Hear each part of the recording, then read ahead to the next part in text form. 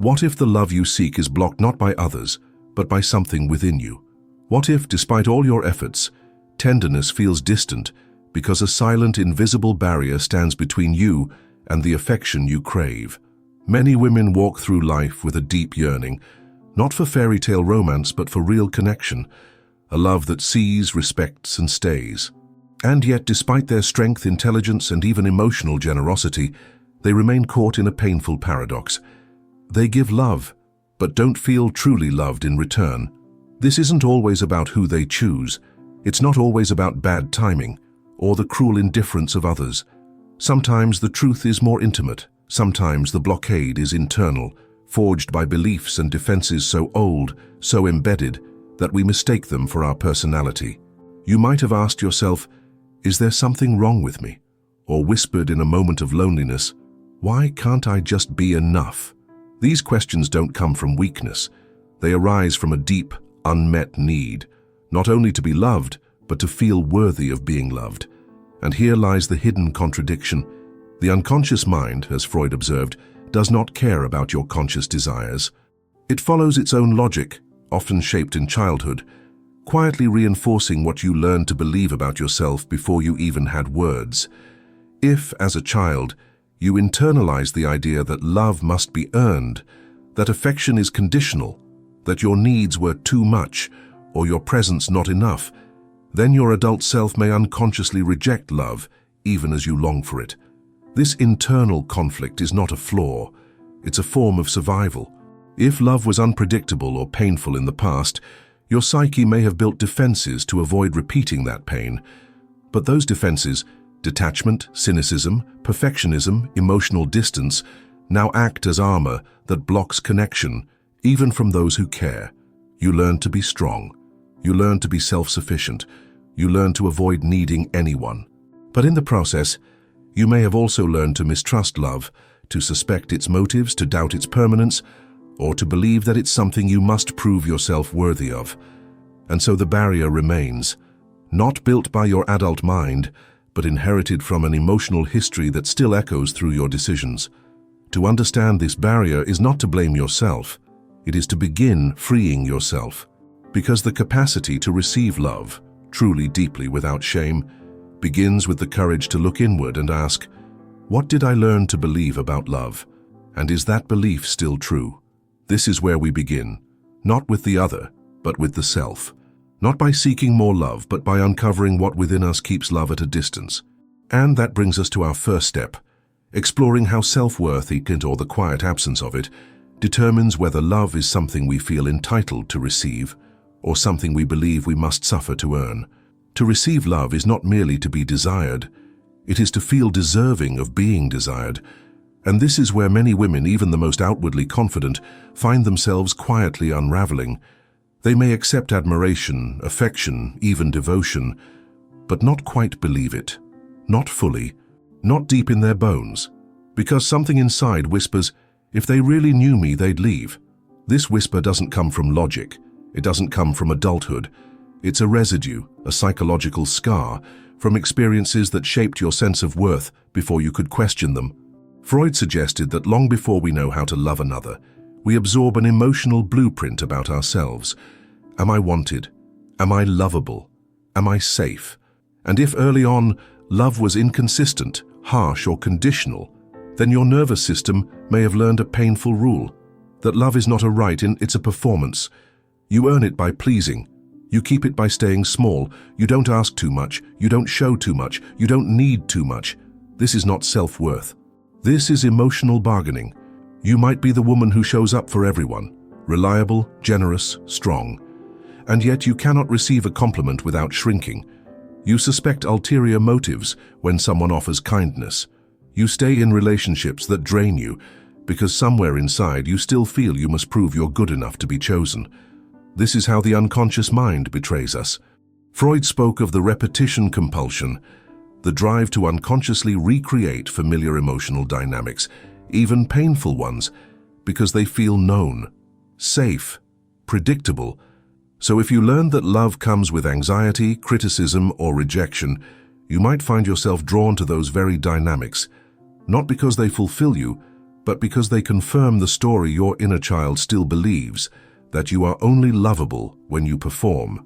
And when someone does offer genuine love, but gentle, patient, unearned, it may feel foreign, untrustworthy, even threatening. You might sabotage it, push it away, or convince yourself they're lying, that you don't deserve them, that it will all fall apart eventually. This isn't because you're broken. It's because part of you still defines love through the lens of your early survival. And until you update that internal story, until you interrupt the loop that equates love with sacrifice, you will continue to seek relationships that reinforce your lowest beliefs about yourself. Let me tell you about a woman. Let's call her Anna. She was smart, capable, and respected in her career. But in her private life, every relationship followed the same arc: emotional hunger, initial intensity, and then collapse. The partners varied, but the pattern stayed. She overgave. She tolerated too much. She stayed too long. And deep down, she always felt like a burden. Too sensitive, too emotional, too much. Through therapy, Anna traced this feeling back to her childhood, where her emotional needs were often dismissed as dramatic or inconvenient. Praise came when she was good, when she suppressed. Love came only when she didn't disturb the peace. So she learned not to trust her own needs, and to believe that love only arrived when she minimized them. Freud would say Anna's ego, the mediator between her inner world and the outer, was trained to protect her by internalizing these dynamics. But what protects us in childhood often imprisons us in adulthood. Anna wasn't consciously choosing partners who made her feel unworthy. She was reenacting a script that said she must earn love by disappearing inside it. What if your own script sounds familiar? This is where the real work begins, not in changing others, but in revealing the quiet beliefs that shape what you allow. You may think you want love, but if you don't believe you're worthy of it, freely, without effort, then you will continue to attract relationships that ask you to prove what you should never have to earn. So here is your call to consciousness. Are you still trying to be good enough for someone to stay? Are you still negotiating your worth through self-sacrifice? Because here is what they don't teach us. Self-worth is not built by others recognizing your value. It is built by you refusing to abandon yourself, especially in the presence of love. When you stop shrinking to be accepted, when you stop silencing your voice to be wanted, when you stop performing to be chosen, that's when you begin to rewrite the script. The next time someone shows you affection, notice what happens in your body. Do you tense? Do you deflect? Do you brace for disappointment? You don't need to fix it in that moment. Just notice it. That tension is your past speaking. And now we take a deeper step into the emotional roots of those self-worth wounds, the unresolved attachments that shaped what you believe love should feel like. Because sometimes, what feels like love is just familiarity in disguise. There's a particular kind of ache that lingers beneath many women's relationship patterns, a hunger that is not entirely about the present, but about something ancient, tender, and unfinished. This ache often emerges in moments of abandonment, rejection, or emotional unavailability. It is not just pain over this partner or this situation. It is the reactivation of a wound that was never seen, never soothed, never resolved. Freud believed that our early relationships with caregivers, especially the way love, attention, and validation were given or withheld, set the foundation for what we later expect and seek in love. This is not metaphorical. It's biological. It's behavioral. It's patterned into the nervous system and the unconscious mind. And the truth is difficult. Many adult women are not actually seeking a partner. They are unconsciously seeking a parent. Not to infantilize, but to illuminate. If your father was emotionally distant, you may be drawn to emotionally unavailable men trying, over and over, to finally be chosen. If your mother was overly critical, you may attract partners who mirror her scrutiny, believing that love must come with disapproval. If you were ignored, you may now confuse being needed with being loved, staying in relationships where you are useful but never truly seen. These patterns are not chosen in adulthood. They are reenacted. Freud named this the transference, when the emotional energy of our past attachments is projected onto someone in the present. And so, without realizing it, you begin to respond to your partner not as they are, but as a proxy for someone long gone. This is why certain rejections hurt more than they should, why you might tolerate behavior that insults your intelligence, why you stay loyal to a dynamic that makes you feel small, insecure, or constantly anxious. You are not weak. You are trying to complete a story. But here's the tragedy. You can't rewrite childhood through adult relationships. No matter how much you give, no matter how hard you try, you cannot force a partner to heal a wound that was never theirs to begin with. Let's take another example. Elena, a woman in her 60s who had been through multiple long-term relationships, all ending in the same emotional pattern: emotional abandonment. Each time, she would invest deeply, give everything, become the emotional center of the relationship, only to eventually feel neglected, invisible, discarded. Through reflection, she remembered something that had always been present but never questioned. Her father had left when she was 7, and her mother, overwhelmed, emotionally shut down. Love, for Elena, was marked by absence, and in adulthood, she kept choosing men who needed saving, because if she could just be enough for them, maybe someone would finally stay.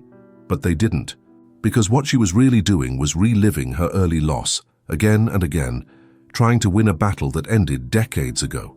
Freud would say this: Elena's unconscious was attempting to master a trauma by repeating it, hoping for a different ending. But healing does not come through repetition, it comes through recognition. When we begin to see that our partner is not our father, that our anxiety is not about now but about then, we can finally begin to untangle the emotional knots that keep us stuck in the past. So let me ask you, in your relationships, are you responding to what's happening or to what once happened? Are you seeking connection or completion? Because until you see the child inside you who still waits at the window for someone who never came, you will keep seeking love that feels like waiting. And love should not feel like waiting. It should not feel like longing, chasing, or proving. You are not meant to relive your abandonment. You are meant to heal it. And healing begins when you allow the grief to surface. The grief of not having been loved the way you needed, not to blame, not to stay stuck in the past, but to honor the impact. Because when you give language to that grief, when you stop minimizing your early pain, you stop building your future on its foundation. This is not a small shift, it is a reclamation. Because once you recognize the story you've been living, the silent contracts, the inherited scripts, you can begin to write a new one. And now we must look at one of the most powerful forces that maintains these old narratives: the fear of vulnerability. Not the fear of others hurting you, but the deeper fear that if you were ever fully seen, love would disappear. There is a moment in every woman's life when she begins to suspect that her own walls, not the absence of love, are the true source of her isolation. She spent years protecting herself.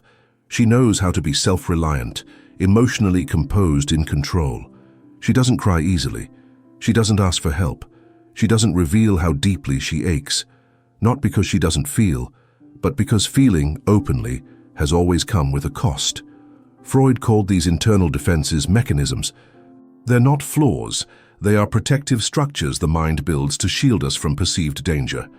Repression, denial, projection, rationalization, each one designed to maintain emotional safety in environments that once felt threatening. But the very defenses that once kept you safe can also keep love out. Imagine you learned early in life that expressing pain brought ridicule, or that showing neediness led to rejection, or that revealing your true self, messy, emotional, imperfect, made love disappear. What would your mind do? It would adapt. It would say, don't show too much, don't ask, don't feel. And over time, you would become a master of emotional containment. You learned to anticipate other people's needs while ignoring your own. You became the strong one, the dependable one, the one who never loses it. But inside, there is a locked room. Her room full of grief, longing, and unmet emotional needs. A room you rarely open even to yourself. This is the paradox of the guarded woman. She craves intimacy, yet distrusts it.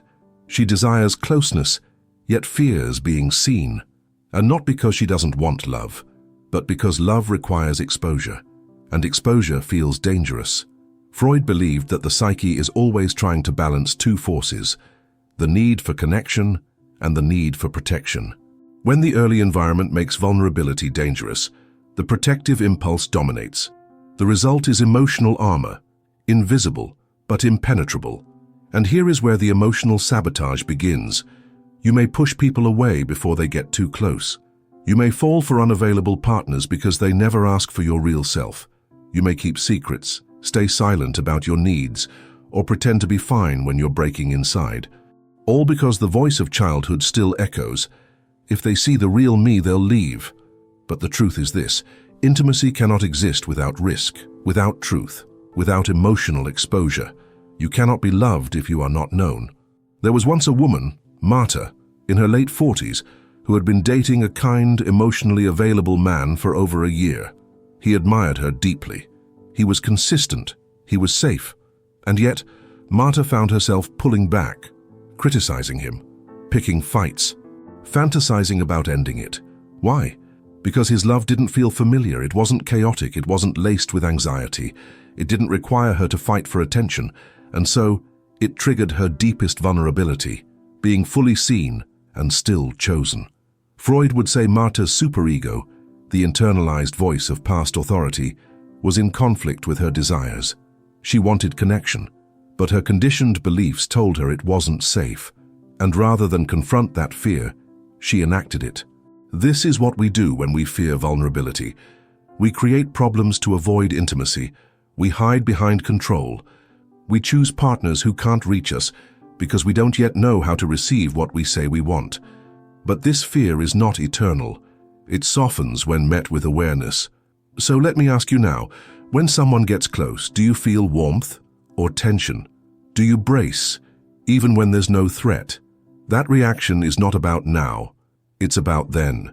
But the present moment gives you something the past never did: choice. You can choose to stay, to speak, to be seen. And yes, that is terrifying, but it's also the door. Because the opposite of emotional safety is not danger, it's intimacy. And intimacy is the one thing that heals what distance only hides. This brings us to a quiet yet radical truth, that the love you long for from others will always be filtered through the way you love yourself. If vulnerability feels dangerous, if your own needs feel shameful, then even the purest affection will feel contaminated. So we must now ask, what does it mean to love yourself not as a concept, but as a practice? And how does self-love lay the foundation for receiving external love with peace, not panic?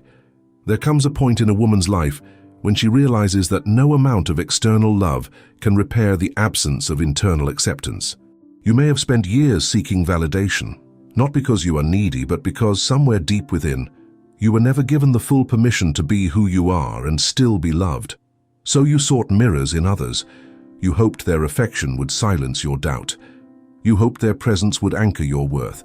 But the truth is this: love offered from outside cannot land, cannot be held, cannot be felt, if your inner world still rejects it. Self-love is not about standing in front of a mirror repeating affirmations. It is not about ego or surface-level empowerment. Freud's lens offers something deeper: the recognition that your ego, your sense of self, is shaped early, molded by the responses of others. If, in those early years, your needs were met with dismissal or hostility, you may have internalized the message that your desires, emotions, or even your existence were somehow too much. In response, you might have developed what Freud called narcissistic defenses, not selfishness, but self-reliance rooted in survival. You learned to self-soothe by suppressing. You told yourself you didn't care. You stopped asking. You performed strength instead of feeling safe. But this kind of independent woman is often emotionally starved beneath the surface. She doesn't need rescuing, but she does need reunion, a reconnection with the parts of herself she had to exile to be acceptable. What does it mean to love yourself truly? It means you no longer abandon yourself in the presence of someone else's disapproval.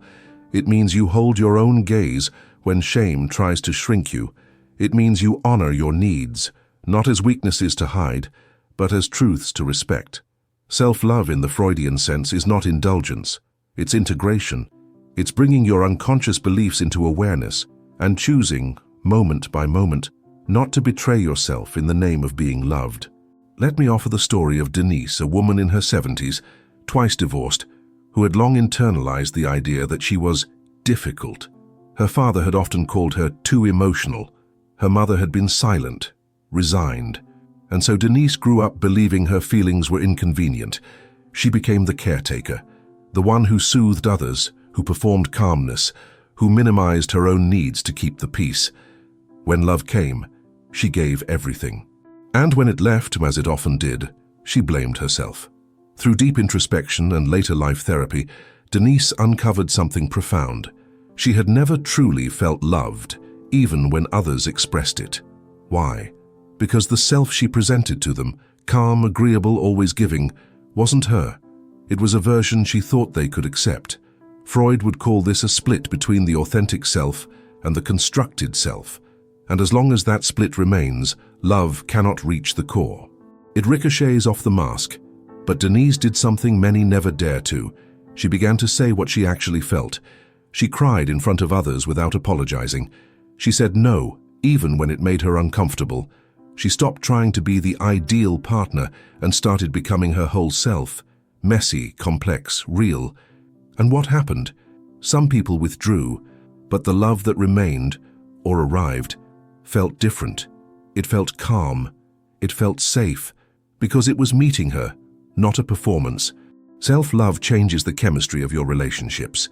When you are no longer performing worthiness, you no longer tolerate crumbs. You no longer chase closure. You no longer confuse intensity with connection. So I ask you, in what ways are you still abandoning yourself to be loved? Where are you still performing instead of being?